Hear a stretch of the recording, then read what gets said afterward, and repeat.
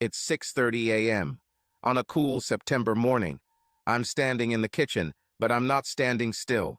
The coffee is brewing and the house is bustling with activity for me and my two young sons. Andy Jr. 6 just started first grade, and his little brother Harry 4 is in his last year of kindergarten. My husband Andy Collins, 45, is already at work and the owner of a successful independent residential heating, air conditioning, and plumbing business.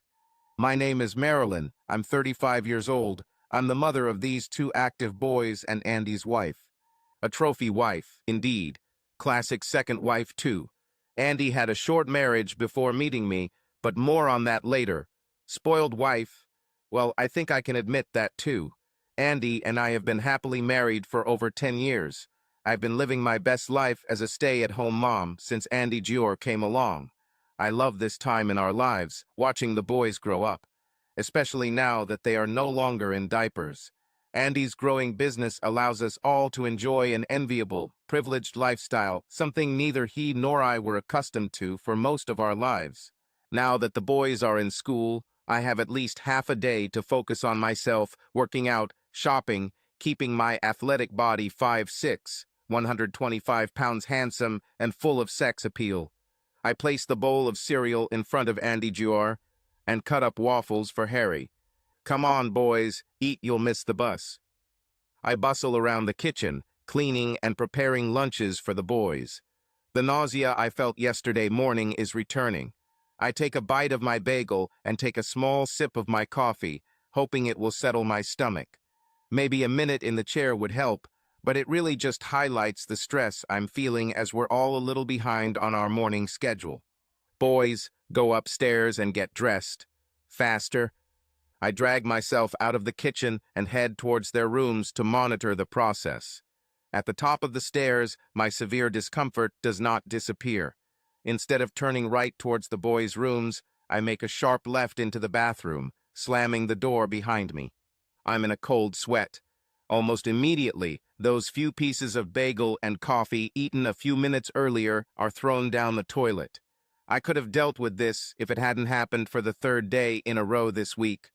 The feeling is all too familiar. I think it's happened to me twice before with Andy Jr. and Harry. Oh shit, I say out loud, covering my mouth and hoping the boys didn't hear. Oh damn, that's for sure. I rinse my mouth in the sink and get ready to drag the kids to the bus. I'm dizzy from all the consequences that I can no longer deny. One thing is for sure, Andy will kill me when he finds out. I can't let him find out I'm pregnant. How could this even happen? Especially considering Andy's condition. I knew all the risks from the very beginning, and now I feel like a complete fool. 9 months ago. Saturday, early December. The day Andy and the boys are home together. They're in the yard, cleaning, raking leaves, basically just making a mess of themselves. Andy uses a leaf blower to create a huge pile of leaves, and the boys have fun jumping into it. I'm busy preparing our lunch tomato soup and grilled cheese sandwiches. Lunch is ready, come inside. I scream from the kitchen window into the yard. The boys appear in the kitchen. Andy knows better, sticks back to remove shoes, socks, and other items of clothing covered in leaves and debris from the yard. Unfortunately, he did not stop the boys, who now brought the garbage from the street inside. Back to the garage. Take off your shoes. Shake off your clothes. There is extreme seriousness in my voice. Andy and the boys return and lunch continues. For me, however, everything is already ruined. My lunch is getting cold as I stop to clean up the mess on the kitchen floor. Stop and eat, honey. I'll clean up our mess later. I ignore him.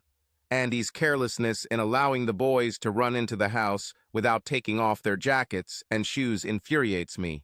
I'm very angry, and the silence at the table means everyone knows it. As lunch ends, Andy comes to hug me, and I push him away. Marilyn, what's got you so upset? The fact that he doesn't understand just adds to my irritation. I brush off his question and suggest that he go outside without the boys to finish things in the yard.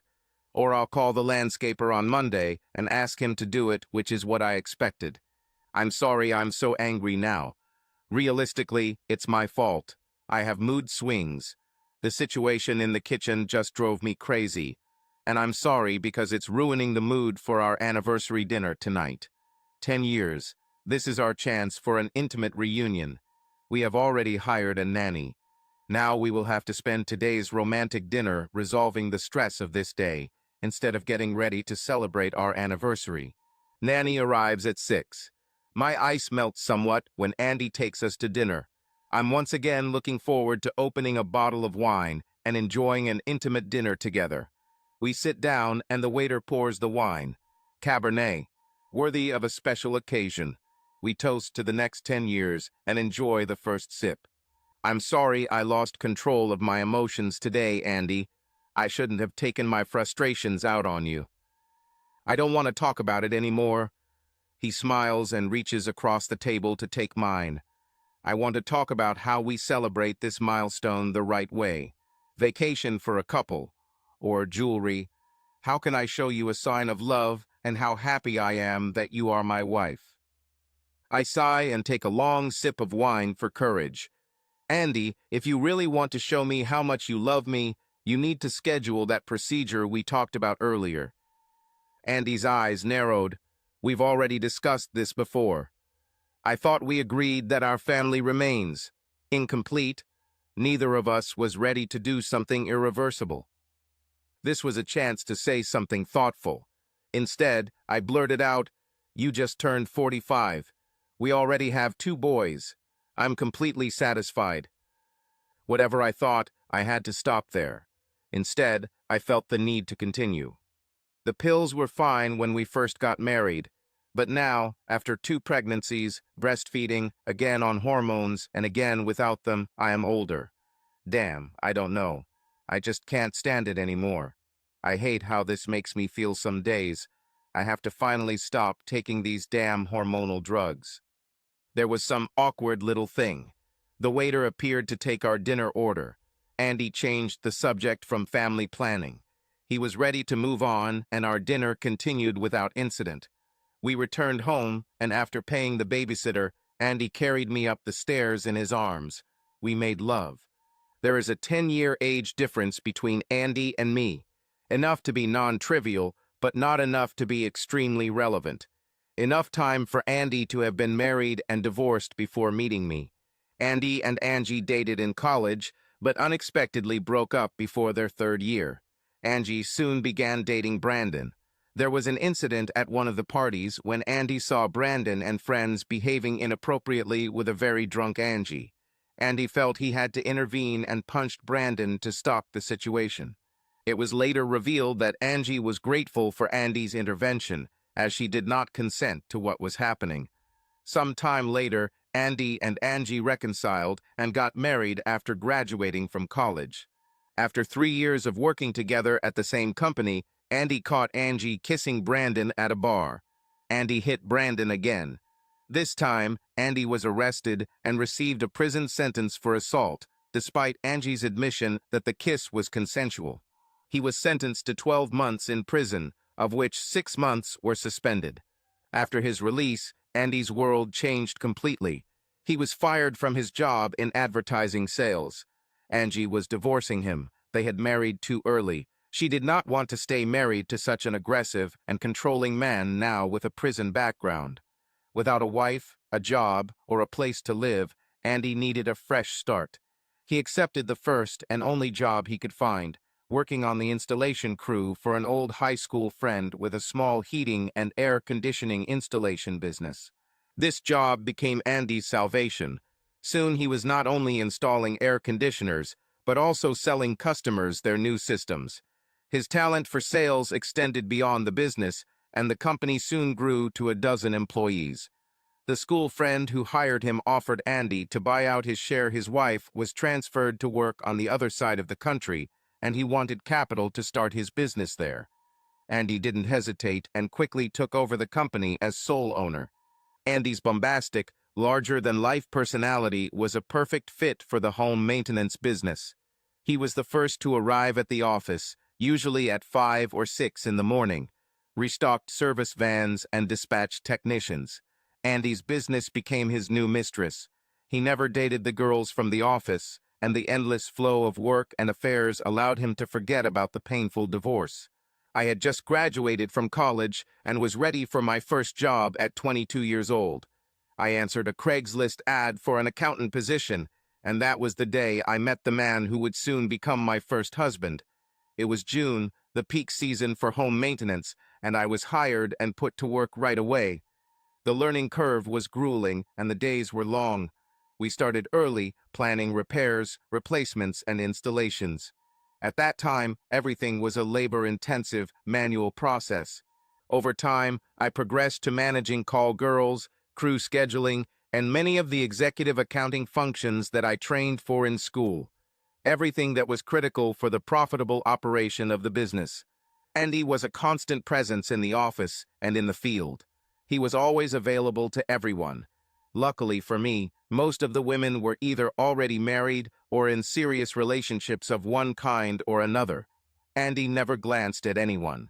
At the time, I didn't know he was divorced and didn't know any details about how his first marriage ended. I would never have suspected that he was an ex-convict. After working for a whole year, I finally plucked up the courage and tried to start a relationship with Andy. I didn't want a casual affair with Andy. I wanted a relationship. It took time. Andy has built walls around himself because of the scars Angie left behind.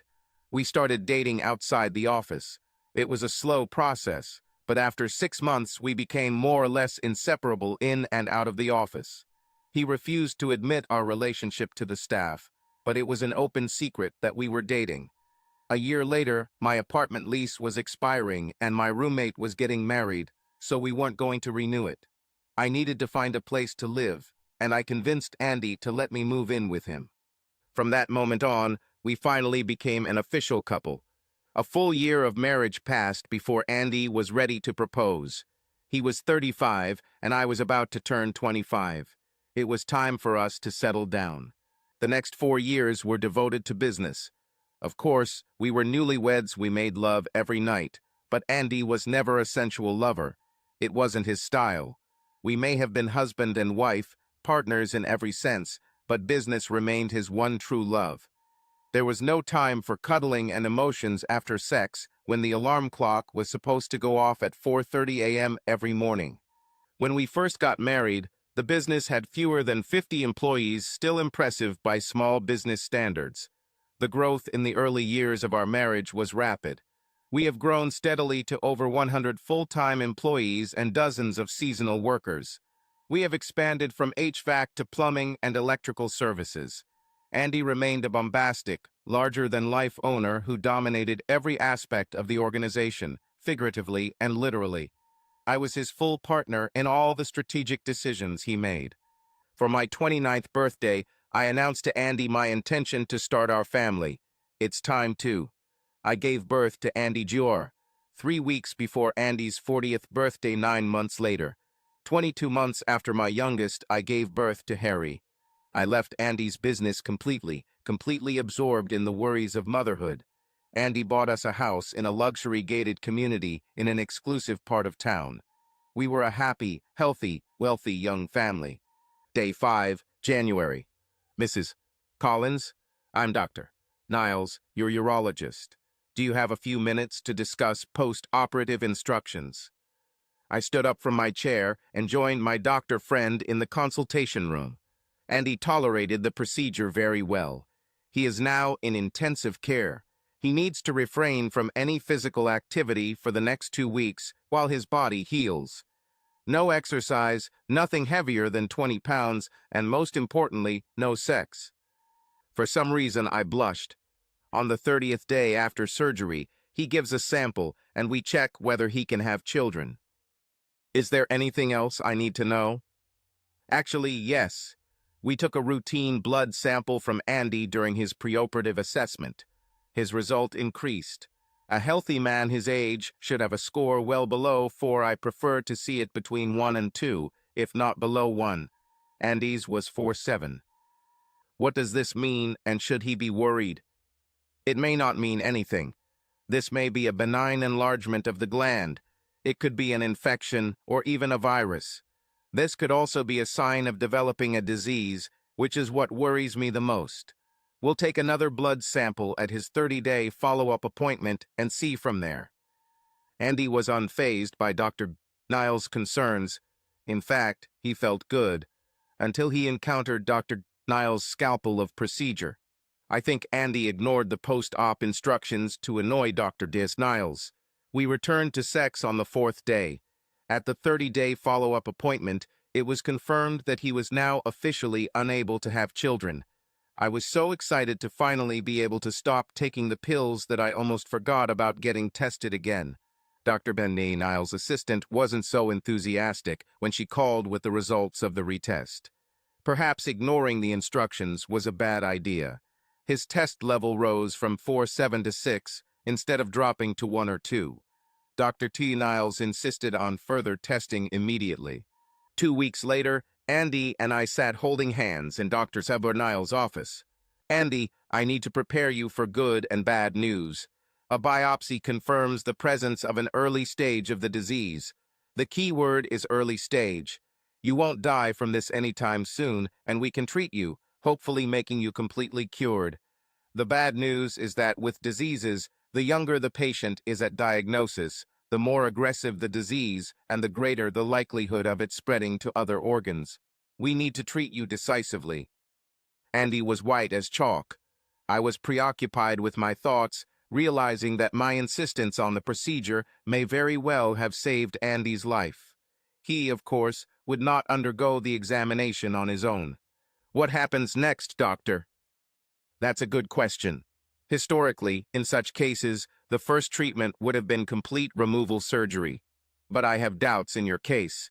Andy, you're young. Removal surgery can have lifelong complications. Almost everyone begins recovery with bowel and bladder control problems. Your ability to have sex often remains impaired. We have treatments to restore as much quality of life as possible, but before we go down that path, there is another option. Continue. The doctor told us the second option.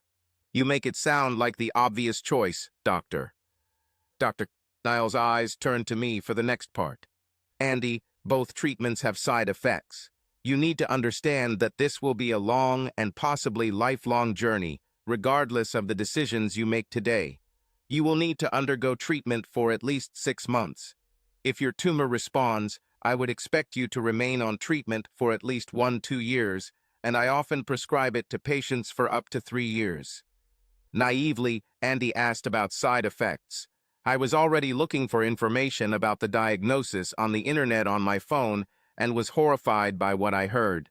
The side effects are humbling. Your hormones will drop to almost zero. This in itself has cascading effects throughout the body. The most noticeable symptoms are a decrease in energy levels, a complete lack of desire for sex, and a complete loss of this function during treatment. Some patients quickly adapt to this. To be honest, I'm not very optimistic that this will happen in your case. Discuss this with your wife and return to the office on Monday so we can schedule your treatment. The 35-year-old trophy wife's obvious presence at Andy's side did not go unnoticed by the good Dr. Niles. Without further questions, Andy took my hand and we headed out. We were silent as he drove the car home. That night at home, we made love as usual. Andy cried like a baby after having sex for the first time in our relationship. I cried too. Neither of us could openly discuss the diagnosis or treatment options. On Sunday evening, we made love again.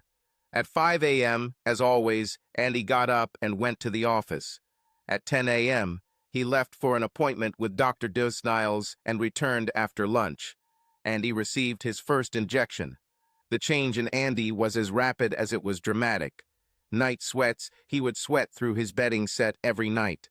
Fevers, nausea, loss of appetite, headache.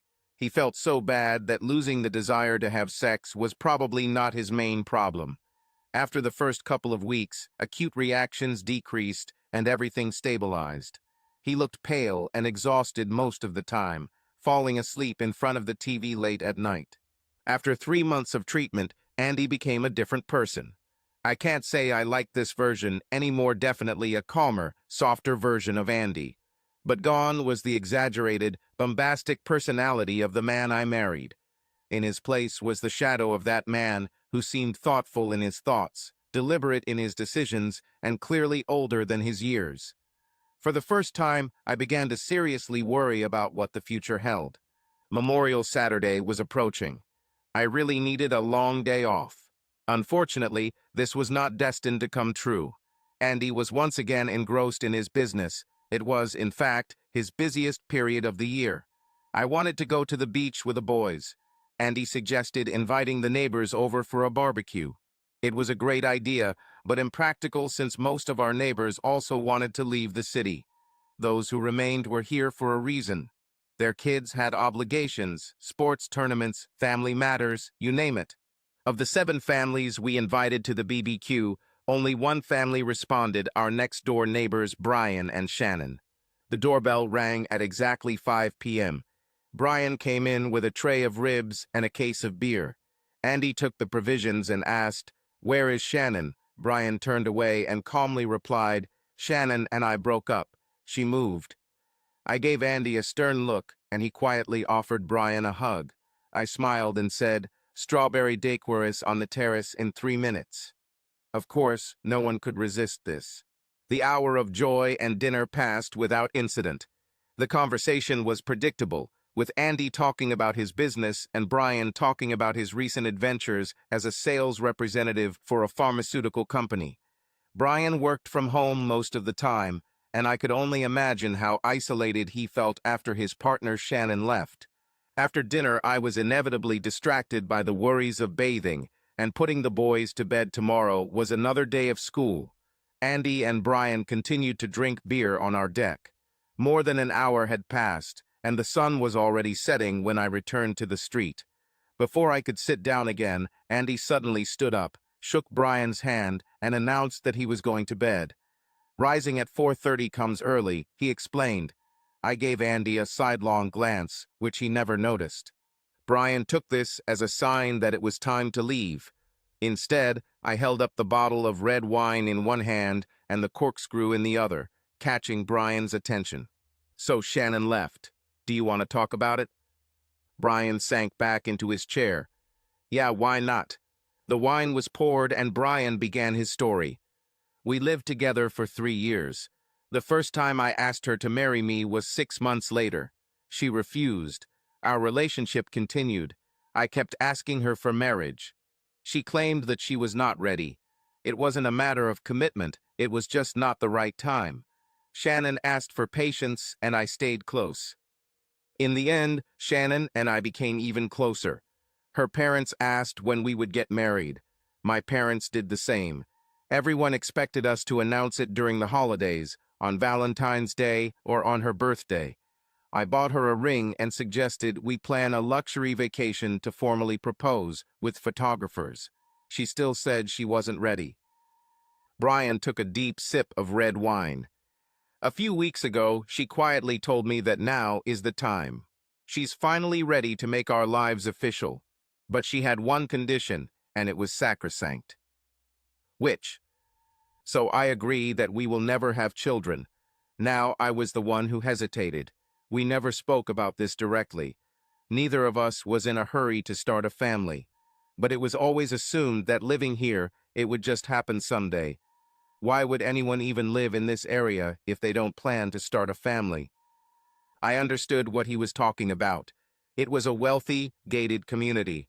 Every family was wealthy, and large families were the rule, not the exception. At 28, Brian stood out like a black sheep here. Most people his age couldn't afford a house here at all. The fact is that Brian got his house from his grandparents. He has a lifelong right to live in this house. He can't sell it, but he can live there for free as long as he wants, for the rest of his life. Anyway, 2 days later, I came home to find Shannon's bags packed and her furniture removed. She insisted that she loved me unconditionally, and that it was her unconditional love that made me realize that she was interfering with my happiness. She kissed me goodbye and walked out of my life. We haven't communicated since then. Now it was Brian's turn to suddenly change the subject. "So what's going on with Andy?" It was my turn to feel unprepared. I poured the rest of the wine from the bottle into our glasses. What made you think there was something wrong with Andy? Okay, I'm a terrible liar. But the truth is that, besides me, Andy, his doctors, and a few subordinates, sworn kept in absolute secrecy, no one publicly knew about Andy's diagnosis or treatment. I really wasn't able to change it this evening. I noticed that he was not the same as usual. I've never seen Andy not being the center of attention at a party before. At the last party in the area, I think it was New Year's, Andy was the king of the dance floor. He was the center of attention, with such stamina that he was ready to dance the night away. This evening he could not live until sunset, and he barely got out of his chair all evening, except once to go to the toilet. Under other circumstances, I would have remained silent. After all, is it really that obvious to casual observers? What do his employees say? I sighed heavily and took a chance and told him. Brian almost dropped his wine glass. Marilyn, I didn't know. I'm really sorry. I would never. I interrupted him abruptly. And you will never mention this to anyone. Not Andy, not the neighbors. I shouldn't have said anything. It's the wine talking, and I already regret sharing it. We sat in awkward silence for a while. I was basically waiting for Brian to get up and go home. Instead, he asked if treatments were being given and how they were going. They try therapy. He'll end up needing surgery or maybe just radiation if that works. What drug is being used? Something called Lamron. Lamron? Oh my God. Brian almost fell out of his chair. As a pharmaceutical distributor, he should have known a thing or two about such drugs. Have you met Lamron?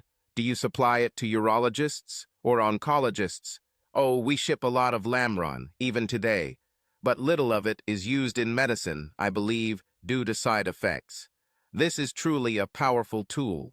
There are usually better alternatives. He seemed to know about this drug. With some trepidation, I asked, if you don't supply a lot of Lamron to doctors, where do you supply it? Mostly to state prison. They use it for sex offenders. I would guess that's most of them. Sigh. It's time to end our evening. I started cleaning. Brian took the hint and quietly wished me good night. I didn't sleep well that night, and the next night too. I felt betrayed by Andy for telling his secret about his diagnosis to Brian. But more than a betrayal, I began to realize a growing sense of helplessness regarding Andy's treatment. It was clearly necessary for medical reasons. He or his doctor could end it at any time. But Andy was a completely different person. I didn't realize that the anti-hormonal treatment actually meant that he was unable to have sex. Brian changed that perception dramatically for me. Suddenly, the change in Andy's behavior became more understandable, and I had to deal with this for probably several years. I started looking for my own ways to relieve stress. The boys returned to school. I started every morning with 2 hours of cardio. My body at 35 did not get any better after giving birth twice without any help. However, I could still easily wear leggings, a sports bra, and a baseball cap with my long hair tied in a ponytail. It was midweek when I realized that the dish on the kitchen table was not mine. These were Brian's leftovers from the ribs he cooked for the party. I decided to go next door to get him back, somewhat put off by the fact that I was wearing tight workout clothes and sweating. I confidently rang his doorbell, and it took him a while to answer. He walked up to the door with his headset on. Sorry, I'm on a conference call. I could have been brief. Sorry, Brian, I just returned your plate from last day. See you. I turned and quickly walked away. Seeing Brian in daylight was surprisingly inspiring. Visually, he is not the same person Andy is or was. Maybe 5'11", ladies know what I mean, he's not 6, and weighs about 175 pounds. He's cute, he's young, but he's not Prince Charming. I left thinking it was too bad. It didn't work for him with Shannon. She was way out of his league anyway. It's a pity that I rate my neighbor this way. Damn, I'm really going to have to find an outlet for my frustrations soon. About an hour later, I have lunch in the kitchen. I see Brian on his back deck eating a sandwich. I decided to go outside and finish the conversation I was about to start, interrupting his virtual meeting. After a minute of screaming in the backyard, he motioned for me to come over. I grabbed my water bottle and sunglasses, once again completely ignoring the state of my clothing. At the top of his deck stairs, I was greeted by a wolf whistle. "Oh my God, Marilyn, you conquered the gym this morning." I haven't even been to the gym. But of course, I blushed from such attention. We talked a little while sitting on his terrace. Brian once again expressed his gratitude for our private conversation several nights ago and assured me in the sober light of day that this secret would remain confidential. I explained that the boys would be home from school soon and I needed to politely excuse myself to get a few things in order before they came messing up the house again. As he was about to leave, Brian awkwardly stood up and asked if we could come over to his house for a bit. He wanted my opinion on something Shannon had left behind. I stupidly agreed and followed him inside. His face turned beet red, and it wasn't from the sun. Marilyn, I need to ask you something in person." "Yeah," I suddenly felt awkward. "I'm not good at this." "Marilyn, it seems like we're both in a bit of an awkward situation." "Describe the situation, Brian." "Sorry, I don't quite understand." "Well, what do I mean? And it will be awkward. But I will be in a relationship for a while, and you're obviously in a difficult situation taking care of Andy and his treatment." I had a pretty clear understanding of where this was going now. "Have you ever thought about finding a friend with benefits?" At first I laughed. My initial response was enough to make Brian laugh too. But after a few seconds I was still smiling and Brian looked completely serious. "Brian, you can't mean you're not proposing. You." "I'm really not trying to offend you, Marilyn. You are an amazingly beautiful woman. And of course, Andy's faithful wife. I know that under any normal circumstances, you would never think of something like this." I started to get irritated, and I was a little confused. It's been a long time since I've ever made a serious proposal, and this has certainly never happened. "Brian, slow down. I can't even have this conversation right now. You are an attractive young man, objectively still trying to recover from Shannon's rejection. It will pass sooner than you think. You need to focus your energy on finding the next Mrs. Brian Randall and not offering your neighbor some tacky friends with benefits." Brian's eyes sunk into his head. He looked defeated. "Ugh, I understand, Mrs. Kazak Collins. Marilyn, I'm sorry if I misinterpreted the situation or made you uncomfortable in any way." This was my opportunity to show mercy. I looked into his eyes, kissed him chastely on the cheek, and gently placed my hands on his shoulders with a big smile. I assumed that this too would remain a secret between the two of us, and I really should go now. I returned home. I needed to take a shower before the baby bus arrived. It's been 2 hectic weeks. The boys finally got out of school for the summer and headed off to day camp. Andy worked 14 hours a day and passed out at home every night. To be honest, I haven't seen him maintain this pace for much longer. My usual morning workout was tiring. I was June. It was hot and I was sweating, changing my clothes every morning and afternoon. I saw Brian again on the back deck having lunch. Against all my own better judgment, I casually walked up the stairs to him. He was surprised at first and then felt a little uncomfortable when he saw me. "How's the search for the next Mrs. Randall going?" He smiled. "Not very good. Do you have any tips to share on how to attract the attention of a beautiful lady?" I smiled back. I reached out and turned the doorknob that led into his house. The door swung open and I walked in without looking back. I continued up the stairs and into his master bedroom. We made love. Instincts are a funny thing, especially when you deliberately ignore them. After our first contact, I knew this friendship with benefits would continue for a while. I truly believed that Brian would look for a long-term partner to start a family with, and our little affair would fizzle out. At 28, with a big house in an upscale suburb and a good job, his chances looked pretty strong, at least to me. I also realized that I had chosen the wrong time to stop taking the pills. I knew the risks. Andy and I had no problems conceiving. Sometimes I felt a little dirty going to my gynecologist and asking to write the recipe. She was the doctor who delivered both my boys. She knew Andy. It was his people who installed her air conditioner when Andy and I were dating, and then replaced her water heater when it exploded and flooded the basement while I was pregnant with Harry. She may not have known Andy's full medical condition, but she certainly knew about my decision to go off the pill. We rejoiced at Andy's procedure together at my annual appointment in the spring. Obviously, there will be some awkward questions about a new partner if I start taking the pills again. I could find another doctor. But then there was the problem of Andy discovering the pills and having to deal with the return of my constant mood swings. That would give everything away right away. How can I explain an unwanted pregnancy to my lover while keeping everything a secret? I felt on top of the world. The first week, the boys went back to school after the summer holidays. Then toxicosis began. On the third morning, I realized that I was in trouble. Real trouble. My instinct was quite cruel. I didn't want any more children under any circumstances. Andy just couldn't find out. That meant Brian didn't have to know either. This meant that this could not really happen. And this meant that this pregnancy would not continue. We live in an affluent, socially traditional area.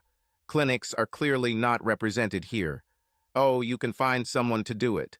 But not locally. I needed to make an appointment and go. Someone had to take charge of the boys for the day. It had to be Andy. I needed an excuse to explain my absence. I found it in an obvious place. Harry's birthday was in 3 weeks. I ordered a gift.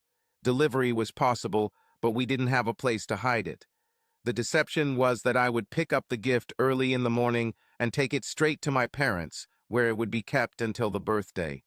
I'll stay with them for a while and probably be back in time to pick up the boys from the bus. Andy didn't ask questions. I scheduled the appointment for Tuesday morning at the earliest possible time and asked Andy to at least take the morning off. I figured that if anything went wrong, I could always call and make excuses for car problems or something else, so he could meet the boys if I didn't make it back in time. Tuesday arrived, and I left home at the time Andy usually leaves. Halfway through, I had to stop to deal with the morning sickness that I had somehow managed to hide the entire previous weekend. I think it was obvious that I wasn't feeling well. That happens.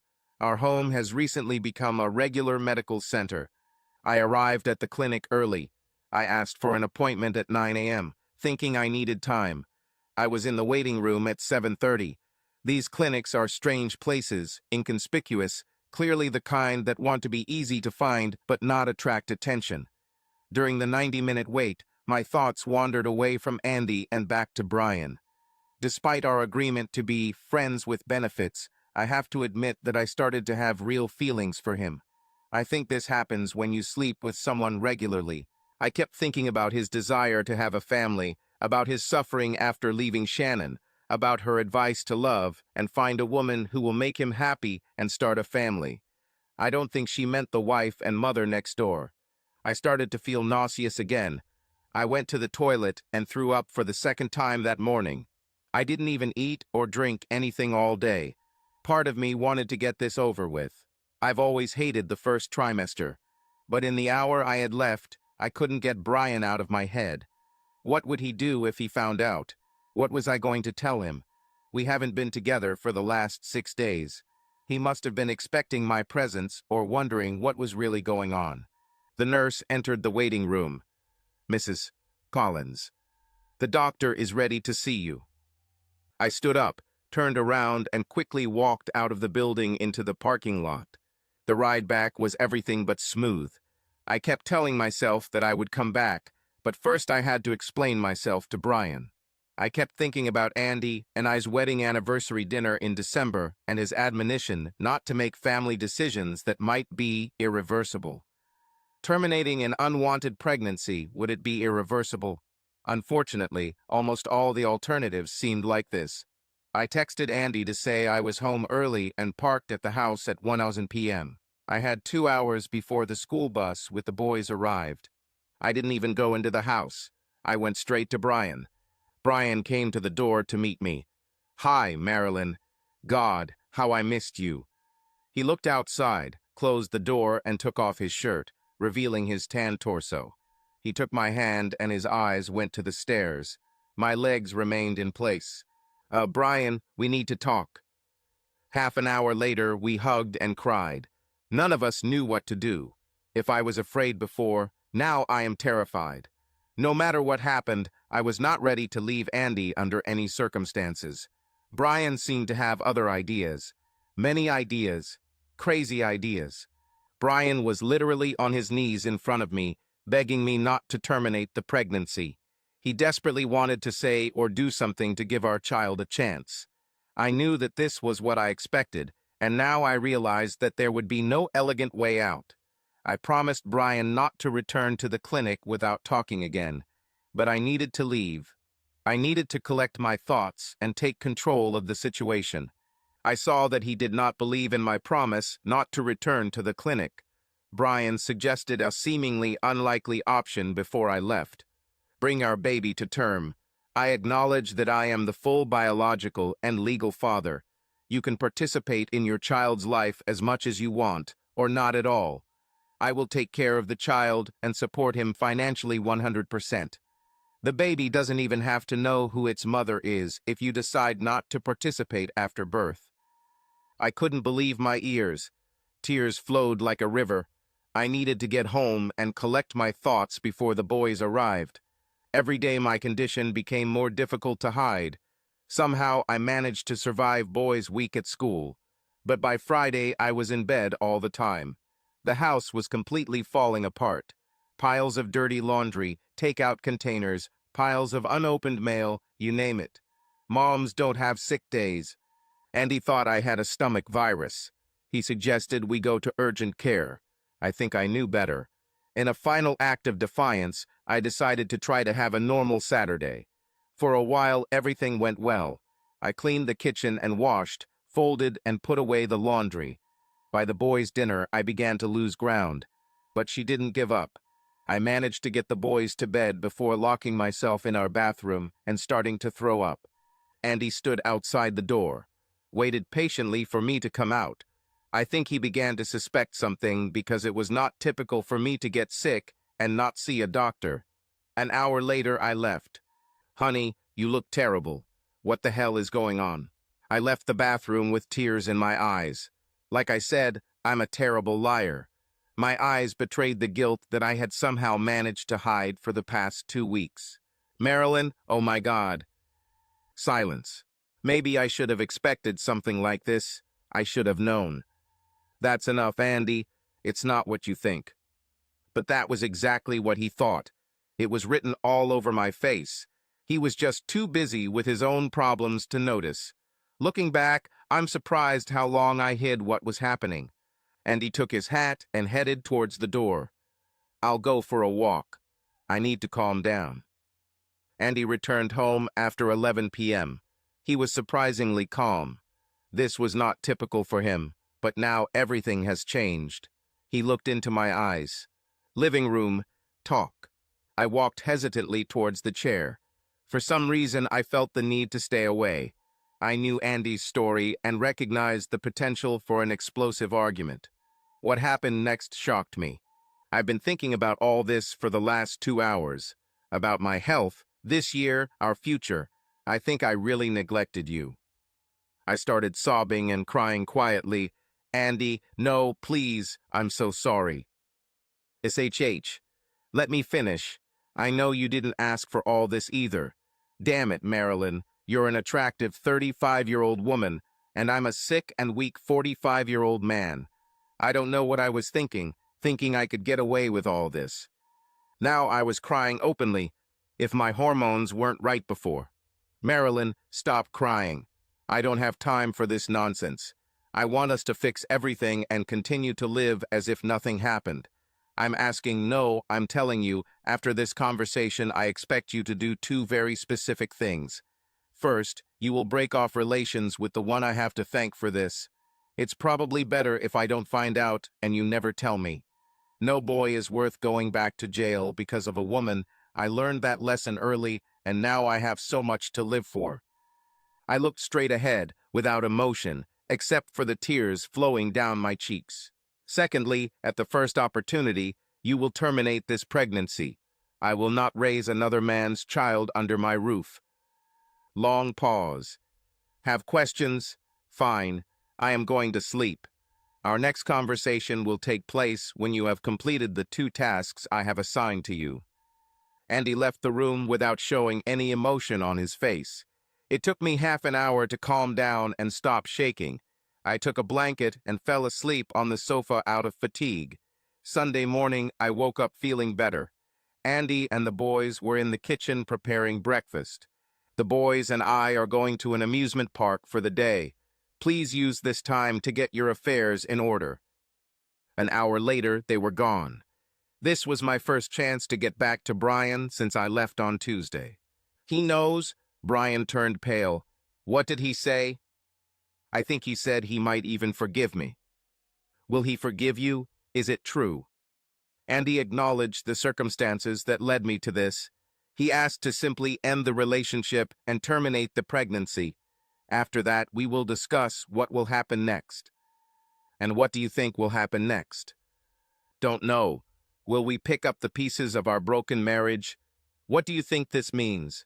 I think that means he's probably going to leave you anyway, Marilyn. I didn't really think about it.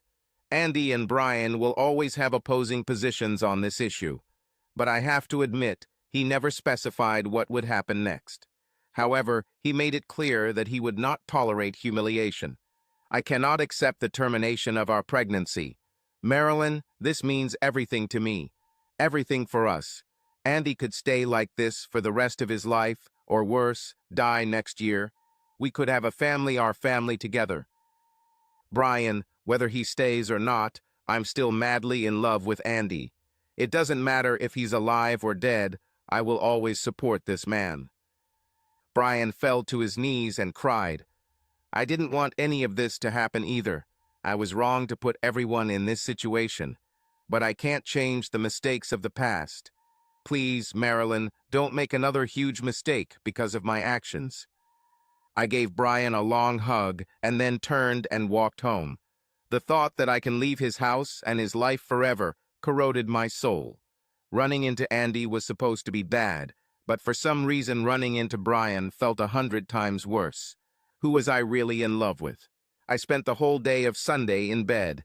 On Monday, too. Whatever my decision, I failed.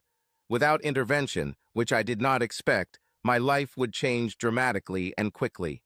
After hours of thinking, I decided that this is my life, and I will take responsibility for my decisions, no matter what Andy or Brian want. But what do I really want to do? Do I want to raise another child? Do I really want to leave Andy for a man I've only known for 4 months and is 17 years his junior? Will I be able to bear the possible separation from my boys? I was confident that I was in control of all these decisions, but it was still not clear to me what exactly I was going to do. That night, Andy came home and resolved all doubts. The fight I had been dreading since Saturday night happened on Tuesday night. He simply asked me if I had completed his assignments. I gave him an evasive answer that he didn't want to hear. He asked again when it would be done. I just looked away. He abruptly left the house, slamming the door. I didn't see him on Wednesday or Thursday morning. On Thursday afternoon, the answer came to my home. Hello, are you Mrs. Marilyn Collins? You have been served with a summons. I was holding a petition for separation in my hands. Andy wasn't as indecisive as I thought. The petition looked as if it had been prepared hastily. Obviously, Andy was upset. In our state, if there are children, divorces take time. The petition for legal separation was the first step in starting the divorce. It essentially signaled to the court our intention to officially live separately. I called Andy in tears. He answered on the first ring. Marilyn, I want you to know that I still love you, but I can't live with you right now. I ask you to respectfully leave. The boys need to stay in their home, and I ask my mother to come and stay with them while we deal with the situation. I was angry that he expected me to leave and be separated from the boys. He still didn't know where I was having my affair and didn't seem to suspect that it was literally the guy next door. I couldn't believe he had the audacity to try to kick me out, especially in his condition, and insist on terminating the pregnancy just to please him as the first condition of any possible reconciliation. I decided that I could be decisive too. It's time to pack your things and leave. Andy needs to see that he's not the only one in this family who wears pants. I spent the rest of the day packing clothes, personal items, everything I needed, and loading them into the car. It was raining outside. It seemed like giant tears. I started the car and parked at Brian's house. This was intentional, with full confidence that Andy would soon return home and notice. Instead of walking to the back door as usual, this time I calmly and confidently walked to the front door. Brian opened the door, looking a little dazed. "Hello, dear. I'm home." There was no turning back now. A cold war has broken out between the Collins and Randall houses. Andy returned home and immediately noticed my car in the neighbor's driveway. He instantly realized that his plan had failed. He may have initially tried to shock me into following his instructions, but instead he only encouraged me to leave. It was now clear that I was openly violating both of his demands for reconciliation. Brian didn't know what to do with me at first. We never officially dated and certainly didn't live together. He promised to take care of the child, but we didn't discuss what would happen to our friends with benefits relationship. Will it just continue like this? Will we eventually start an official relationship? At first, Brian suggested maintaining some formal distance for the sake of separation and divorce if they eventually occurred. This lasted about 20 minutes. I literally held the proof of our connection in my stomach, and nothing we did now would change that. Our first evening together was a continuation of what we started in the summer. We had never spent the night together, let alone slept together after sex. I was nervous like the first time. Brian was unmoved. Andy and I met again at the hearing 3 weeks later. We were required to undergo mandatory consultation. This was a blessing. There were many problems. Andy's health, his over-obsession with business, what to do with the boys, my betrayal, separating our finances. 3 months later, we spoke politely again. Andy was not in the best of health, and although it weighed heavily on my heart, his compromised capabilities, undermined by the Lamron treatment, were wearing out even faster. He unexpectedly accepted my relationship with Brian and joked that he was even responsible for us getting closer. Andy never gave up his position, even when it came to choosing a lover for his wife. He quickly agreed to joint custody of the children during the separation, which became a trial run for our eventual divorce. There was even a check for $50,000, so I could support myself and create my own bank and credit accounts, which I haven't had since we got married. It was simply an advance on any future divorce settlement. My relationship with Brian also evolved. Of course, we slept together from the beginning, but our existence as life partners was not normal. It's really starting to normalize. Habits were formed for entertainment, shopping, eating, everything we needed to do to coexist as partners and not just lovers. There had been no public acknowledgement of our relationship yet, but my car parked in his driveway every night seemed to attract the attention of even the less than close neighbors. The boys were a different story. They struggled with their father's increased presence in their lives. He would get them up in the morning and send them to school. I would meet them after school and manage the evening routine until Andy got home. This was my signal to leave for the night. The first few weeks were awkward going back and forth between the two houses. Eventually, it became natural for the boys. They really didn't understand what was going on. All they knew was that Mom was now spending the night at Mr. Randall's, and that she has a baby growing in her belly. Over time, we have moved from simply existing to thriving. Despite this, I was constantly tormented by the thought that Andy was literally sleeping in the house across the street, alone, sick. Our lives took different paths. 3 months later, I gave birth to a beautiful baby girl. Clarissa Jane Randall was born at 2 in the morning on a windy March night. I instantly became the second most important woman in Brian's life. He took to fatherhood like a duck takes to water. For me, Claire was the daughter I never planned to have, and I couldn't even imagine how much I needed her.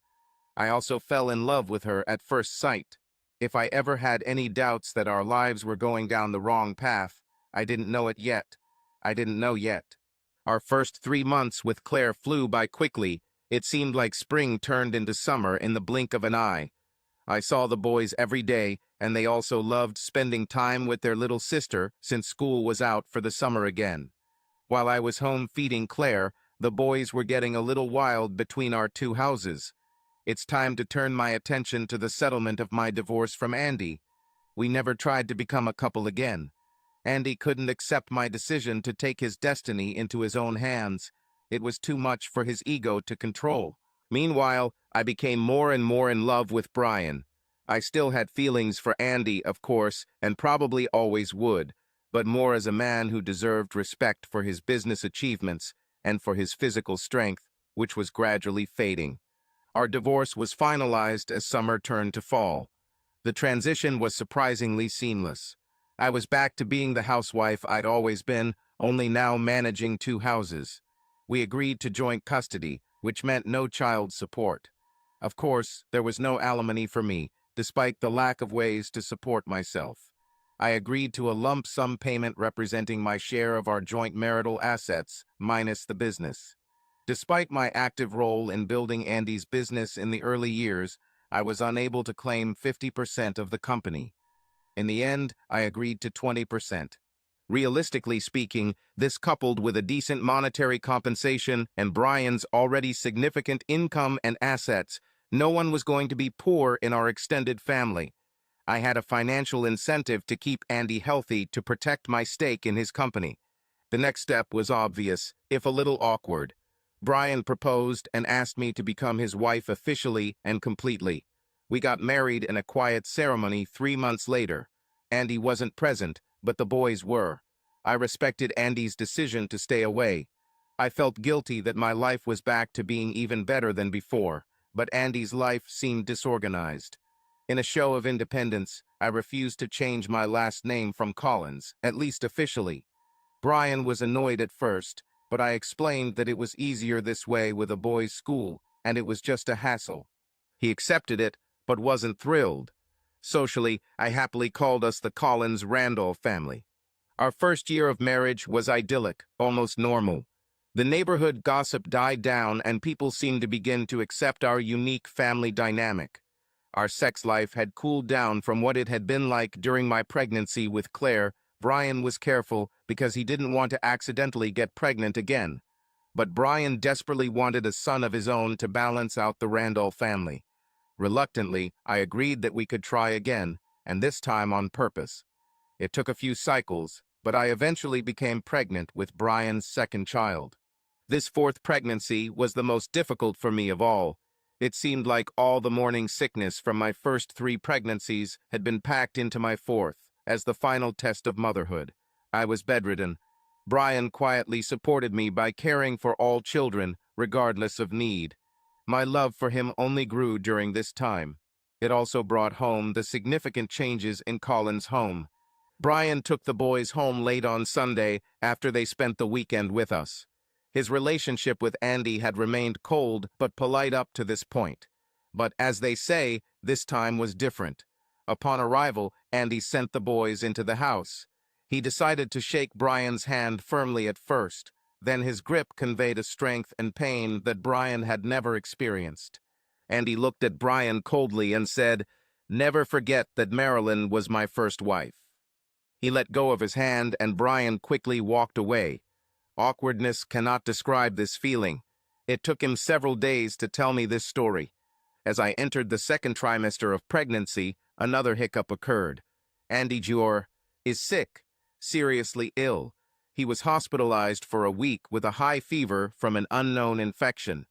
Eventually, the source was found, and after treatment, he was stable enough to return home. The maternal instinct in me did not want to leave my first son. I stayed in the hospital for several nights, and when he was discharged home, he chose his usual bed in his father's house. I was willing to sleep on the floor of his room to make sure he didn't relapse. I was 5 months pregnant. Although I didn't notice it, my body became radiant. Hormones, hair, my enlarged breasts, everything looked younger and healthier during pregnancy. My bladder was fuller too, and I was making a few trips to the bathroom down the hall when Andy showed up. He had that look in his eyes, like someone possessed. I've seen this look before. At first I ignored him and calmly went into the toilet to empty my bladder. When I left Andy pulled me, against my will, into my bedroom. Our former marital bedroom. Has he recovered? I didn't have time to think. We made love. Then I started crying. For many emotional reasons. For violating my vows of fidelity to my new husband.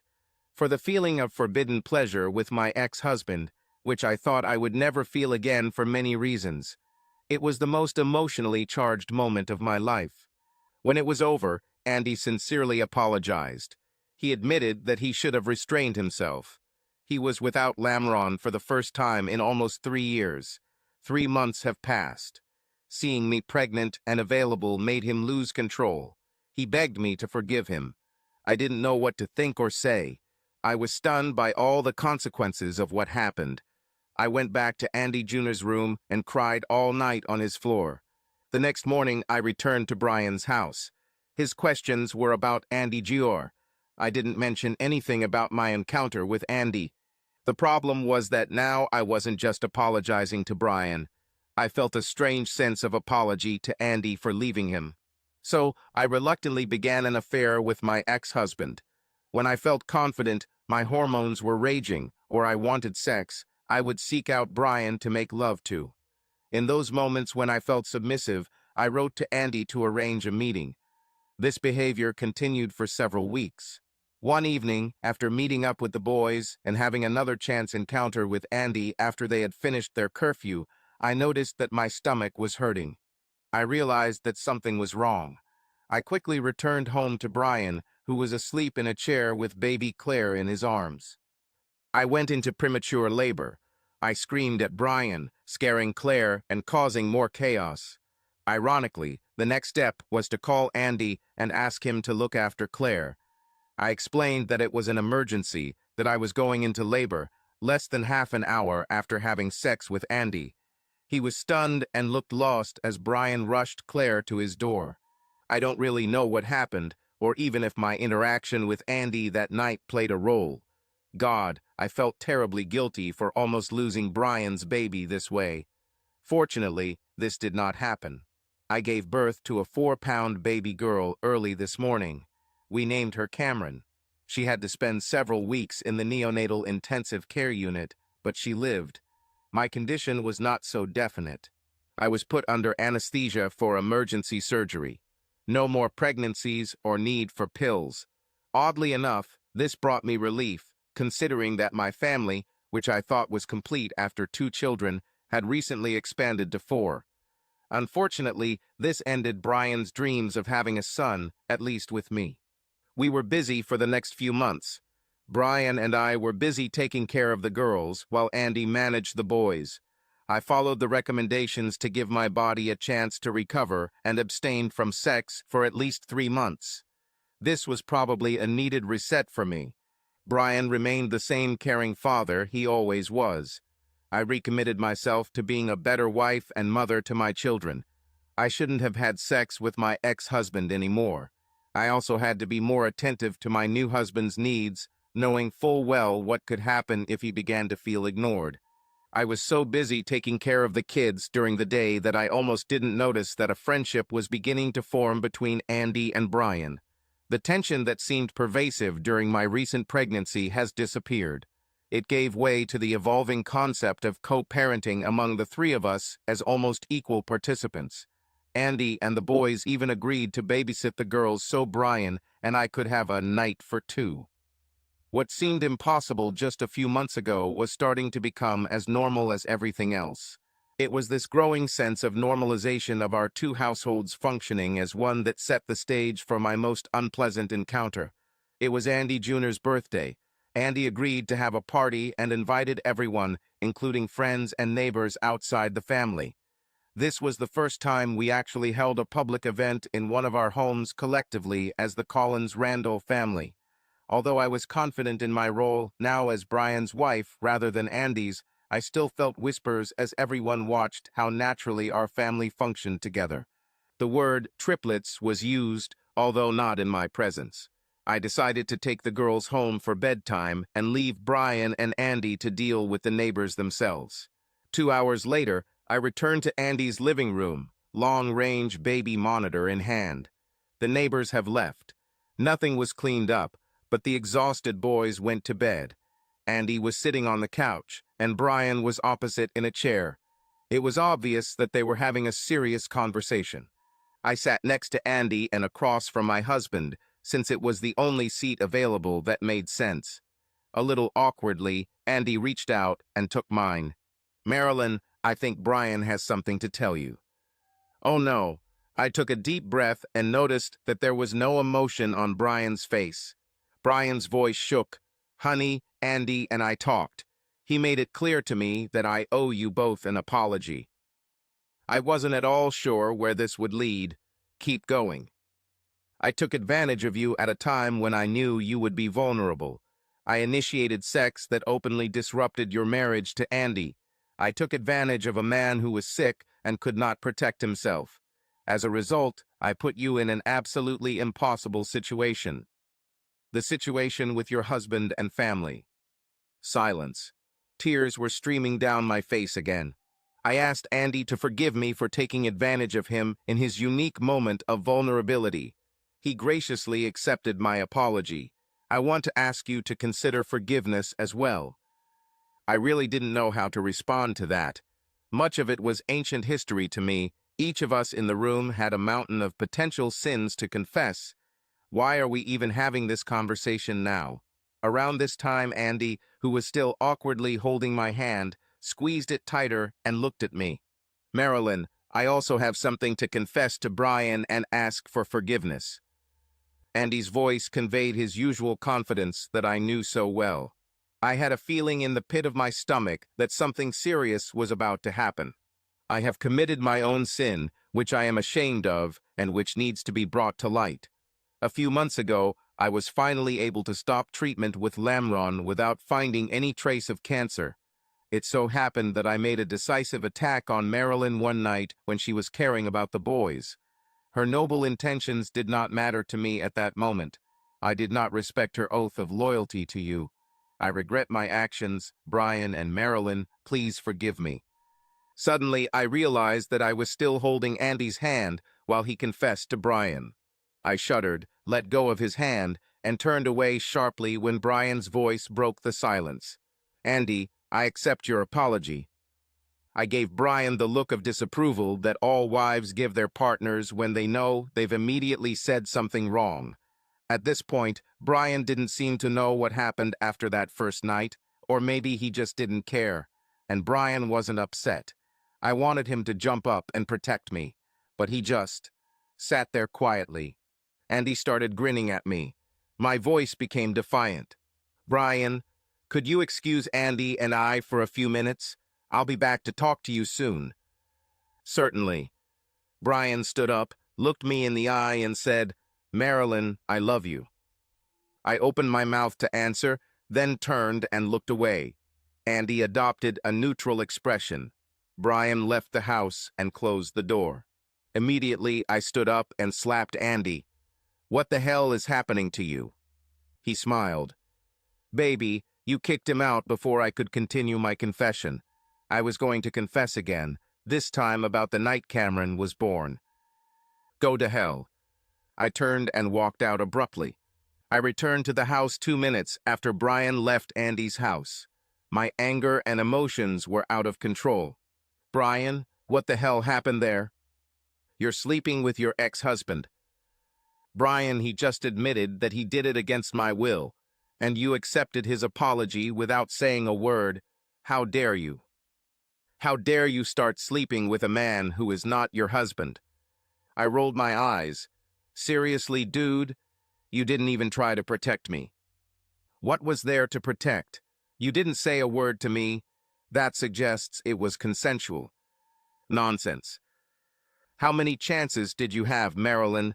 Sounds like it happened months ago." "What was I supposed to say? I can't even begin."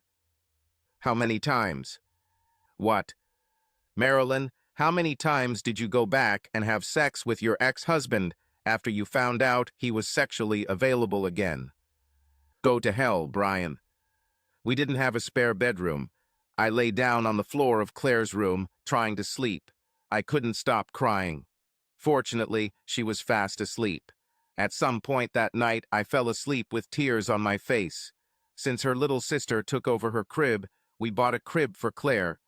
The next morning, I woke up late with my little daughter sleeping next to me on the floor. Brian stood in the doorway holding Cameron. I followed them into the kitchen. Brian turned on the coffee maker. He placed Cameron in her playpen and Claire in her high chair. I turned and collapsed into his arms, crying and shaking uncontrollably. Brian just stood there, hugging me. Why? I sobbed into my husband's chest. He just stood there, quietly holding me. Brian, I'm so sorry. Silence. I should have come home and told you. I was stunned. I was unprepared. I forgive you. What?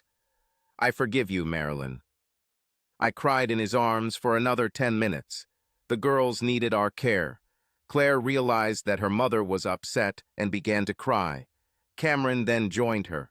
We had to put this blast on pause to cope with our day.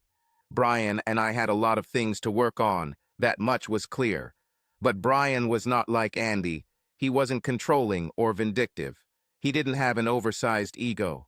If I could forgive him for not coming to my defense in the heat of battle, he could certainly forgive me for the few instances of infidelity with my ex-husband. The same ex-husband who he himself manipulated into taking over his wife and 2 children who now occupy his kitchen. As I said, we could all confess a mountain of sins, but it wouldn't change anything. We'll get through this. Brian and I were determined to get through this together. After the day was over, I sat down on the couch next to my husband. Brian and I have never fought like this before.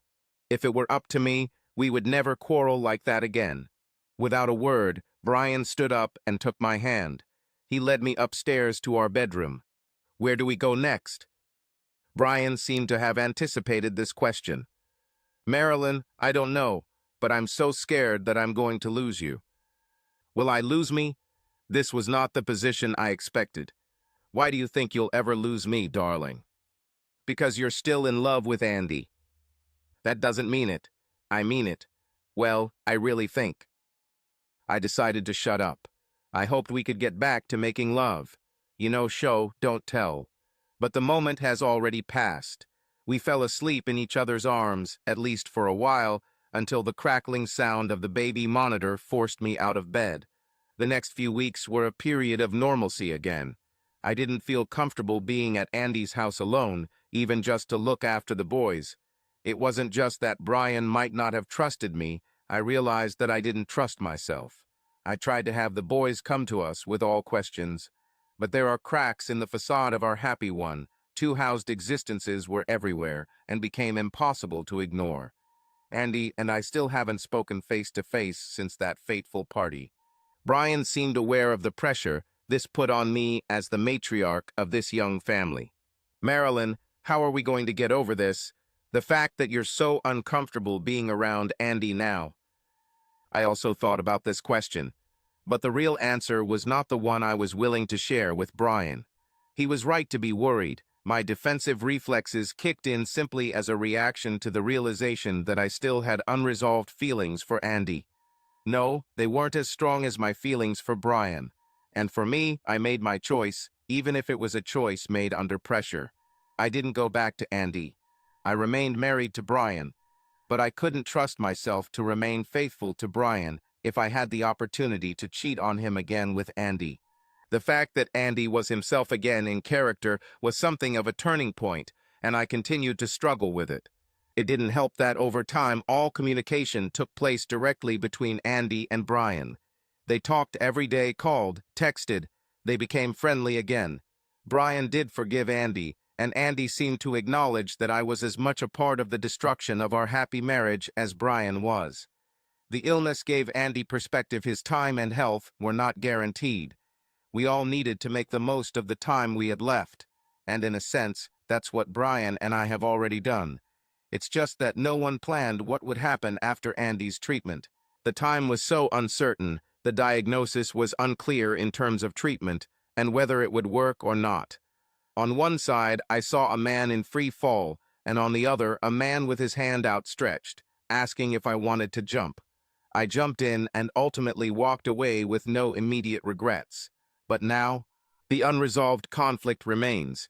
Andy is still a person I love deeply. I don't know what the future holds for him, but every day that passes is another missed opportunity for connection that cannot be regained.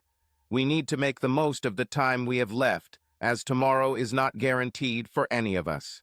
Brian and I spend the next few nights having deep conversations about this. Eventually, we realize it's time to make a decision, and Brian surprises me by taking the lead. Somehow, we found ourselves again almost where it all began.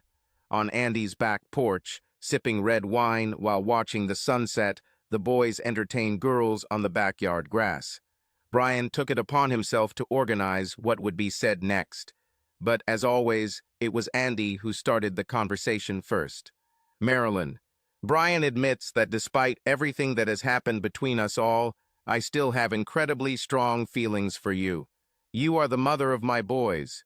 We were enjoying our incredible life together before fate intervened, and we both did the wrong things. Turns, I believe that you have the same strong feelings for me. Brian spoke next. Marilyn, I love you more than any woman I have ever known. Our relationship began under the most favorable circumstances. Through it all, my feelings for you have only grown stronger. You have given me two of the most beautiful daughters in the world, and I will forever be indebted to you for this. I know that no matter what happens from now on, I will never leave you, and I must trust that you will never leave me. You will forever remain my wife, no matter what happens. Tears streamed down my face, and he spoke softly next. Marilyn, Brian has agreed that from now on you can spend 1 or 2 nights a week at home with me. No questions asked, no strings attached to anyone, and no pressure to decide now, when or how. Brian confirmed, this is an open invitation from us to you, Marilyn. We love you, darling. I continued to cry harder. I looked into Brian's eyes. Is this really what you want? No, honey, that's not the question. The question is this what you want? I got up, wiped my eyes, and went to the grass to check on the children. The next morning I called and made an appointment with my lawyer. No, it's not what you think. I have decided to legally change my legal permanent name to Mrs. Marilyn Collins Randall. Our triple alliance is taking shape. Nothing changed overnight. Life went on with a little less tension on the surface. I had spent most of my life up to this point as a product of decisions made for me by others. Of course, I chose to work for Andy, seduce him, and ultimately marry him. He made every other major decision in my life, with the possible exception of when to start our family for the next 12 years. I was completely out of control when I moved in with Brian, and although I have more control now than before, I realize that the taste of power is intoxicating. Being able to openly control my destiny with the two men I love will be the defining opportunity of my life. I don't want to accidentally ruin it. I wasn't going to jump straight into bed with Andy. I didn't even really want it. It would almost be like he told me to do it, and it wouldn't work anymore. Brian didn't ask me about my plans, if it had happened yet, or when it would happen. I assumed he was a gentleman. I certainly continued to take care of his needs at home. He was not ignored. But did Brian know that nothing much had changed yet? It turned out that he knew, because Andy kept telling him, and I think Brian had every reason to believe him. After a few weeks, I decided I was ready to stop teasing. I asked Brian if the boys could spend Saturday night with us. The moment I asked, he didn't even look up from what he was doing. The answer was, of course. This had happened dozens of times before. Why should this time be different? Despite my attempt at caution, I decided that perhaps I needed to be a little more obvious. On Saturday morning, I made it clear to Brian that I would stay to put the girls to bed and leave him to entertain the boys while I quietly went away. And don't wait for me. I wanted to be 100% transparent about what I was doing, although I didn't want to be pushy about it. Part of me wanted to see him struggle, blink, something, raises his voice and tells me I'm making a mistake. Even the silent look of his eyes betrays his jealousy. I didn't see any of this. The sun set, and I quietly walked to Andy's under the cover of darkness. I entered the house as usual. Andy was sitting on the couch, looking at his phone. He looked up and met my gaze. I didn't say anything, turned around and walked slowly up the stairs to the bedroom. My arrival was expected. The candles were lit and burning. The bed was neatly made and then opened. I continued to scan my surroundings when I felt Andy's large hands on my back and his breath on my neck. "What took you so long?" "I was putting the girls to bed." "Funny. I was expecting you weeks ago." "That's why I'm only here today, Andy. Now it's going to be about me." Andy laughed. "Okay, let's see how it goes. What's it like to sleep with your neighbor's wife, Andy?" "You were my first wife, Marilyn. You will always be my first." We made love. I didn't plan to stay overnight. Returning home, I really hoped that he was sleeping. He didn't even try to pretend. Brian turned and hugged me. I shuddered at his touch, mostly out of guilt as I silently recounted my evening. Brian spoke up. "So, how was your night?" I went from feeling guilty to irritated. I wasn't ready to recount any details today. "Just hold me, darling." He did it. I fell asleep in my arms, comforting husband Brian. Chance encounters with Andy remained unintentional from then on. I think I intended for it to be that way. I had enough at home, and although I wanted my freedom to be with Andy sometimes, it was just much more natural, comfortable, and easier to spend my nights with Brian. I was a busy mom. My days were busy. I was tired. I didn't have time for complicated planning and running around just to satisfy another man. I think Andy was expressing some disappointment that I wasn't on a more frequent visiting schedule. He let Brian know his thoughts on this.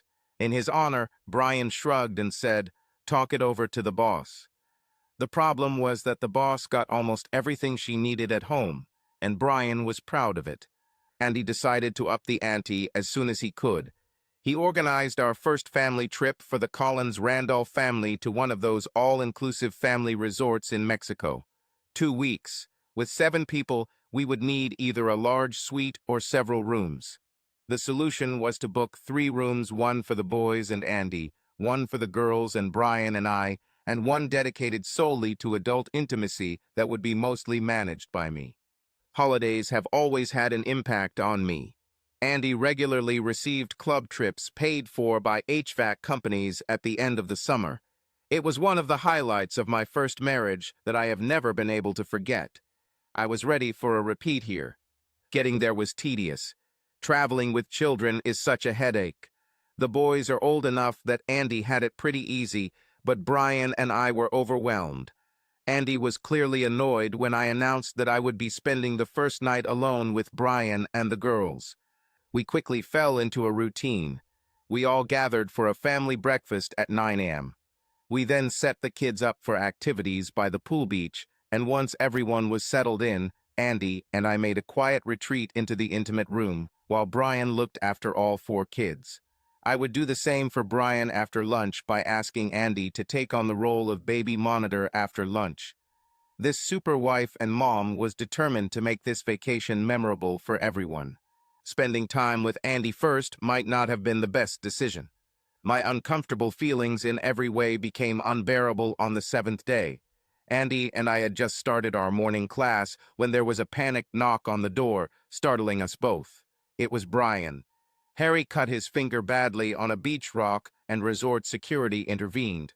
They compared the bracelets and, noting the lack of formal relationship between Brian Randall and Harry Collins, requested parental permission for transport and registration at the hospital. Harry's wound required stitches, and he waited in tears for his parents to leave the resort. Andy answered the door wearing only his boxers. If Brian had any question about what Andy was hiding down there, he now had an answer. But the worst thing was that Brian met my eyes as I covered myself with a sheet, trying to hide my body. Brian's look of worry when he saw me in bed shook me to the core. At that moment, I felt terribly guilty, although he knew where I was and what I was doing. but he had never seen it so openly. The awkwardness continued as the door closed, and I quickly got dressed. Brian stood in the hallway, leaning against the wall. I ran out the door as quickly as possible and took Brian's hand. His weak reaction spoke more than just his concern for Harry, but also his dislike of seeing me and Andy being intimate. My enjoyment of the holiday practically ended at that moment. I was ready to go home. Harry will be fine, but his time at the beach and pool will be limited for the remaining week of our vacation. That night, I felt the need to apologize to Brian. He brushed it off, expressed concern for Harry, and apologized himself for the circumstances that led to the interruption of our personal time. Once I got home, I continued to physically distance myself from Andy. Part of this was due to lingering feelings of guilt over what I could imagine this was doing to my husband. I didn't want to ruin my second marriage, and I let Brian know that. He received everything he needed at home from me, and there was simply no time left for other things. However, Andy was not going to give up without a fight. One day, when I came to pick up the boys in my usual tracksuit, still working on regaining my figure after 4 pregnancies, Andy subtly suggested that I meet one of his clients, who was a plastic surgeon. I rolled my eyes, but eventually agreed to make an appointment. I cared about my appearance, especially with a husband 7 years younger and constant access to my ex-husband. I had to look the part if I wanted to maintain my status as a trophy wife. Once again, it backfired on Andy in the most predictable way. In the end, I decided to have a modest breast lift and implants, as well as a full abdominoplasty tummy tuck. 4 pregnancies seriously affected my figure, and I could not get it back without outside help. The operation was incredibly painful. I hadn't had sex for at least a month, and it was 6 weeks before I could get straight again. Once restored, I was pleased to present the updated Mrs. Collins Randall to my husband for his review and approval. The boy was delighted with what he saw. My new sexy body combined with 6 weeks of break was the boost our love and sexual relationships had been waiting for. I was most confident in the bedroom, showing off my new hot wife's body, and Brian worshipped the ground I walked on. We started having sex several times a day. During my recovery period, Andy decided that I was no longer enough. He found himself a new girlfriend, Erica. She was an attractive client whom Andy had known for a long time and who was recently divorced. She was between Andy and me in age. He made no attempt to hide their relationship and even introduced her to me for the first time as his girlfriend a few weeks later. I was glad he took this step. Maybe it was time for him to finally move on. Although it was clear that they did not live together, Erica sometimes spent the night at Andy's, even when the boys were home. This bothered me a little. I suggested that Andy send the boys to me if he needed some privacy, but that rarely happened. Any night I had the boys over, Andy and Erica would disappear, perhaps spending time at her house. I could only guess. This routine continued for most of the next year. The boys seemed comfortable talking about Eric, and Andy seemed to be slipping back into his old ways. I spent less and less time at their house, relying on the boys to come to me rather than the other way around.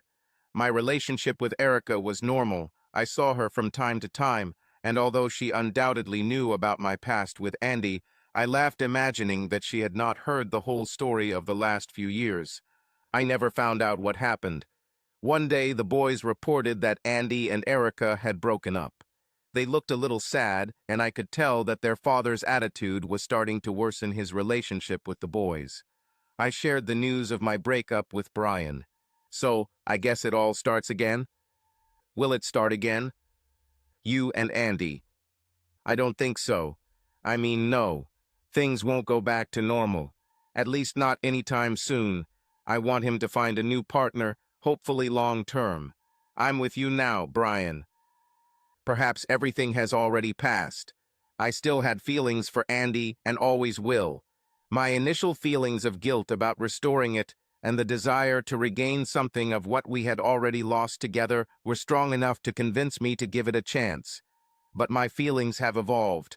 I want Andy to find a new number one, and I don't want to distract him from that mission. And I want to dedicate my energy to being a super mom to all my kids by day and a trophy wife to my second husband by night. The morning was like any other. I was in the kitchen with Brian, helping feed the girls and start their day. Suddenly, the back door swung wide open. It was Andy Jr. "Ma'am, I need your help. Something is wrong with Dad." The intonation of his voice spoke of panic. I jumped out of my chair, leaving the girls with Brian. Somehow, I managed to stop, turn around, and grab the phone. Maybe just to text Brian after I make sure everything is okay. Walking into the Collins house, I immediately realized that everything was not at all okay. Andy Jr. led me into his father's bedroom and into the bathroom. Andy lay face down on the floor, convulsing. It looked like he was having a seizure. I immediately dialed 911. I spoke calmly to the dispatcher and sent Andy Jr. to the side of the road to wait for an ambulance. When the ambulance arrived, the attack was already over. Andy was delirious and semi-conscious. Paramedics carried him out of the house on a stretcher and took him to the intensive care unit. 3 days later, I sat in an uncomfortable chair in the office of oncologist Dr. Robert Frown.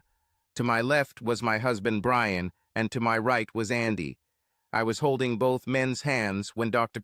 Frown came in and sat down. Andy was stabilized in intensive care. A CT scan performed upon arrival showed a tumor in his brain, which was undoubtedly the cause of the attack. A biopsy had already been performed, and Dr. Kenne's Frown came to discuss the results. I offered to accompany Andy to the reception. He was no longer allowed to drive. I asked if Brian could come over to support both of us, as we were all preparing for the possibility of bad news. Andy was in no position to refuse me. Dr. Frown addressed Andy directly. "Mr. Collins, as we suspected, the biopsy showed a malignant tumor. The tumor in your brain is due to a relapse of your previous disease. Unfortunately, tumor markers are very aggressive. In your case, surgery is not an option. There are really only a few things that can be done here." The room filled with silence as I began to openly cry again. I squeezed both men's hands tightly. Andy remained unperturbed, as always in such situations. "What's next, doctor?" Dr. Prince Frown remained clinically precise and straightforward. "The only treatment option is chemotherapy. It will reduce swelling and prolong your life by several months. Unfortunately, many patients who go this route wish they didn't have to. This will inevitably prolong the period of significant suffering for you at the end of your life. If it were me, knowing what I see in this practice, I would pass up this opportunity for such a humiliating experience for the patient. But I respect your wishes if you choose to follow this path. Get your affairs in order, Andy. Fast. Even without treatment, we can control the attacks with medication for several more weeks, perhaps up to a month or longer. Now is your time to cement your legacy. Make the most of it. I can help you stay as productive as possible, and as time progresses, as comfortable and dignified as possible until the end." Andy stood up unsteadily and shook the doctor's hand. "Frau." There was no discussion of further treatment options. Andy asked to take him home. I had to ask Brian to drive us. I was too upset. Upon arrival, Andy asked to be left alone.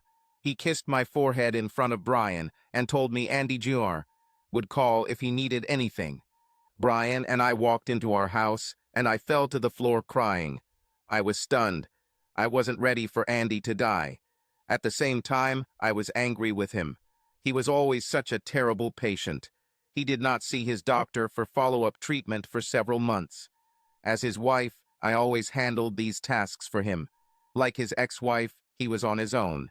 As the day progressed, a feeling of guilt came over me for not being there for him, as if I could somehow prevent this. And he got down to business following Dr. Bishop Brown's advice. His priority was managing his business, his life's work. He wasn't particularly worried about the boys, trusting that they would be safe and under the loving care of Brian and me. He became a virtual recluse in his home, spending time around boys and, during school hours, in deep conversations with lawyers and other professional assistants. I went to check on him daily, brought him food, and offered to take him anywhere. He was always pleasant to me, had few requests, and usually seemed eager to see me go. I think he was simply focused on selling his business while he still had time and distributing his assets to cement his legacy as quickly as possible. 16 days after our visit to the Dr. Frau, Andy asked me to arrange a private meeting with Brian. I don't know why this made me feel uncomfortable, but it did. I arranged a meeting for the same evening. Brian arrived with a small cooler of beer. Andy met him at the door, smiling and in a good mood. Settling on the back porch, the conversation began with Brian offering Andy a beer. Actually, I'm not supposed to drink. Medicines for seizures. Give me a bottle opener, though. It won't kill me. Haha. I just wanted to talk one-on-one about my boys. I know that Marilyn is committed to being the wonderful mother she always has been to them. I just need to hear from you about your commitment. Once I sell my business, their future will be secure no matter what. I just want to know how much you want to be a part of their lives after I'm gone. Andy, I would be honored to be their stepfather. With your permission, I would even like to go ahead and officially adopt them. I want them and you to know that even if, God forbid, something happens to Marilyn, your boys will always have a home with me as their stepfather. Andy sat back in his chair, thinking it over. He stood up and Brian stood up too. Andy hugged Brian and shed a few heavy tears. No more words were needed on this topic. He knew Brian was sincere. Andy quickly finished his beer and asked for another. Now that we've gotten to the bottom of why I invited you, I think it's only fair that I might have one last request. Brian already guessed what would happen next. Andy had already come to him to express his disappointment with me. The last time it seemed that he was looking not only for an outlet for his frustration, but also for a resolution. Keep going, Andy. I know that Marilyn is completely committed to your marriage. Some time ago, I realized that you have won her heart, and I need to give up any more claims on her body. The truth is that I never stopped loving Marilyn. Not the day I found out she was cheating on me. Not the day I asked her to leave or found out she moved in with you. And certainly not on the days when I managed to get her attention after that. Brian, as her loving husband, I ask that you cherish your wife, protect her, love her, and never let her forget me after I'm gone. I think Brian was a little surprised that there was nothing more attached to this statement. Is there anything else? And he smiled. Brian, my dream would be to spend the night with Marilyn one more time. But I can't ask her for this, and I'm not going to ask you to do that. Your promise to respect my family after I'm gone is more than any man in my position could hope to ask for. Brian stood up and hugged Andy again. They both had tears in their eyes as Brian began his walk home. I was on pins and needles waiting for Brian to return. He briefly recounted the conversation to me. And that's all? What will he do with his business? When is he going to talk to me? It was never really discussed. He said he'd like to spend one more night with you. I guess I expected something like that. But he didn't want to ask you about it. It seems his intentions were pretty clear. Is this what you want? No. No. I think my voice trailed off. Expensive. In a few months, everything will change. We'll have boys, and we'll be a family 100% of the time, all 6 of us. I would never want it to happen this way. Whatever happens between now and then doesn't bother me. My goal is to start our family, all 6 of us together, after Andy leaves. Then, for the first time, I can relax in peace, knowing that you and our family are finally all mine. I left the room, away from Brian. My emotions were out of control, and I felt like I might say something wrong. Part of me wanted to remember Andy as he always was. Not the same as he is now, and Brian was right. We have a lot to decide to secure the future of our family. Do I really need another distraction? I did not sleep all night, or the next one, and I only slept a little the next night. I think I knew I didn't have much time. Eventually, time would run out and fate would befall me. She is always catching up. Not yet overtaken. The next morning, I woke up early to a text message from Andy with one word: tonight. There was no need to explain. The message has been received. I could ignore him, but she didn't do it.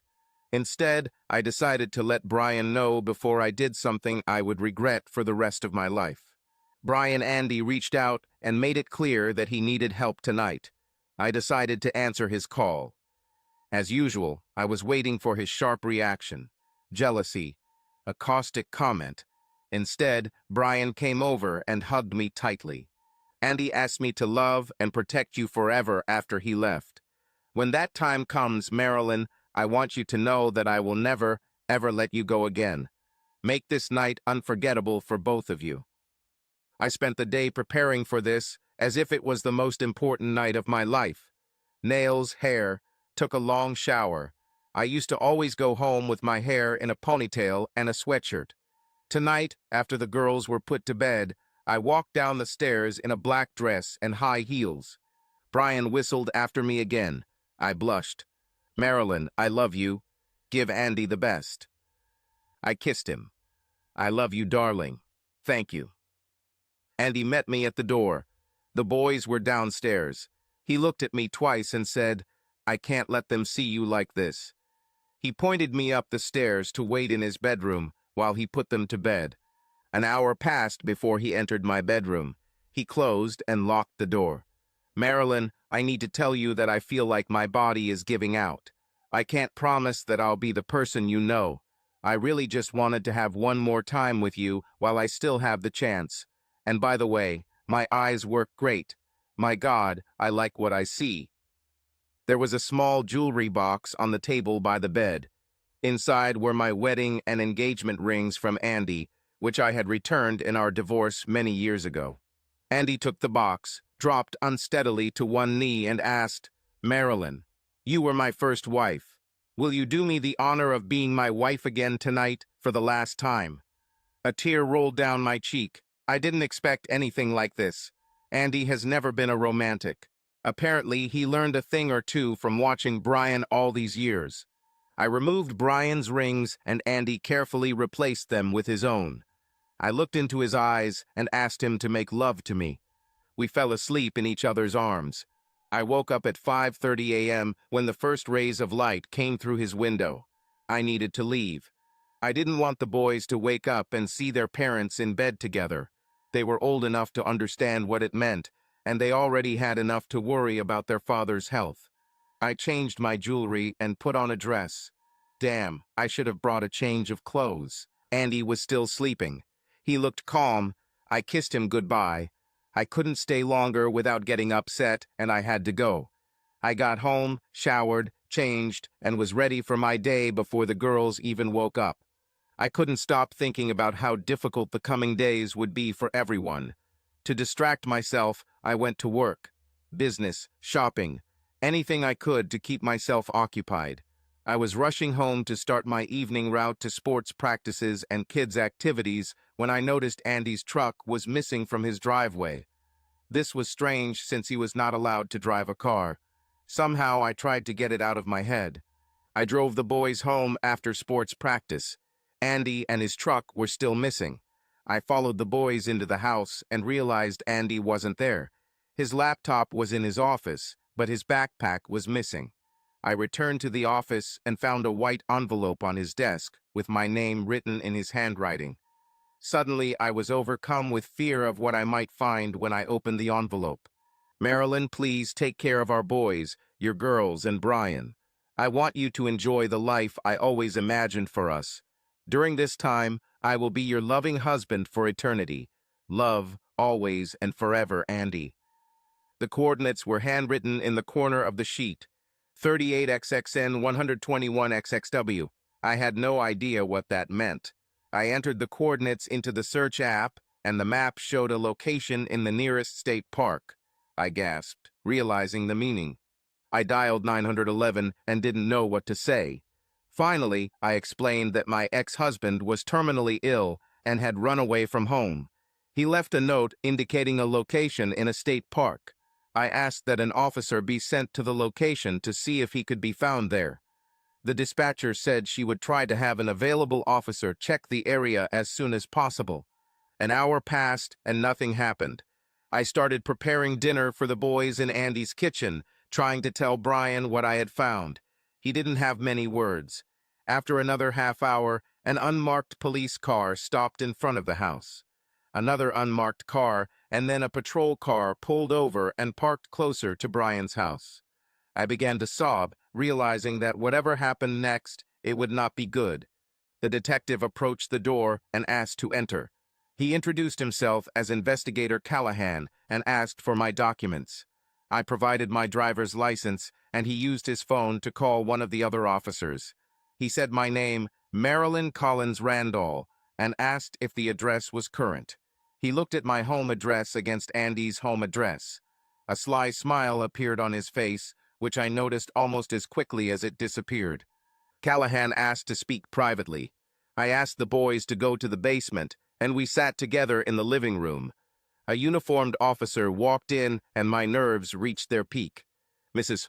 Collins Randall, we have been able to locate your ex-husband, Andy Collins. I regret to inform you that when we found him, he was dead. The investigation is ongoing, but we have located a 2018 Model 2500 truck registered to Andy Home Services, Inc." Between tears, I replied, "It's Andy's truck."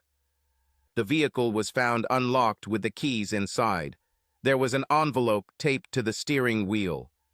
The note inside read, "Whoever discovers this note, please inform Dr. Robert Frauwada, Dr. Sig Sauer. I was able to perform surgery and successfully remove the tumor." I smiled, and then I started laughing out loud, and then I started crying, hysterically. Andy ended his life himself. Even in his final moments, his dry sense of humor showed through, and he remained 100% in control until the bitter end. I texted Brian to bring the girls and come over. We needed to talk to the boys, and I wanted us to be together. Tonight begins our journey to try to heal together as a family. Andy died at the age of 52. I'm now 42. Brian is 35. With any luck, I had a lot of time ahead of me with Brian and our 4 children. The sale of the Andy Home Services business was completed within months of his funeral. Andy's will was clear. 50% of the proceeds from the sale must be distributed among employees in proportion to their length of service. His longest-serving employees became millionaires overnight. 25% was to be distributed to a trust intended for the boys and not available until their 21st birthday. The 20% should have gone to me, as prescribed in our original divorce agreement. The remaining 5% was to go into a trust for Claire and Cameron, earmarked for their education, wedding expenses, and investment in their first homes as adults. The fact that he left something for the girls came as a huge surprise to Brian and me. Brian was especially touched. I felt that this was a fair retribution for Andy's treatment of Claire while she was in my womb. Obviously, there were no hard feelings. The boys already had their own room in my marital home with Brian. The girls did not have the same comforts in the Collins home. We immediately began repairs. Brian and I agreed that we would never be separated as a family again and would split time between homes to keep the boys comfortable. The master bedroom, the place where Andy and I were intimate as husband and wife in the last years of our marriage, and then periodically thereafter, would be converted into a girl's room with an ensuite Brian, and I never, ever could have imagined sharing this space together as a couple. The boys will keep their rooms. We renovated the guest room to become our new marital bedroom when we spent time at the Collins home. I soundproofed the walls, floor, and ceiling, and installed an extra lock on the door. Brian kept his promises to Andy regarding the adoption of the boys and my respect as his loving wife. Over time, Andy Jr. and Harry accepted Brian as their full stepfather and then simply as their adoptive father. Brian adored them as much as he adored his biological daughters. We sold the Collins house a few years later when the boys went off to college. As we approach 50, Brian and I are beginning to look forward to the time when the girls graduate from high school and we can finally become empty nesters. Brian continues to worship the ground I walk on. I remain deeply committed and completely in love with my husband to this day. Our hearts remain broken but complete. Subscribe to our channel so that your love doesn't cheat on you, and go ahead and listen to the next story, because this story is nothing compared to the next one. If you're under 18, don't even think, click to the next one.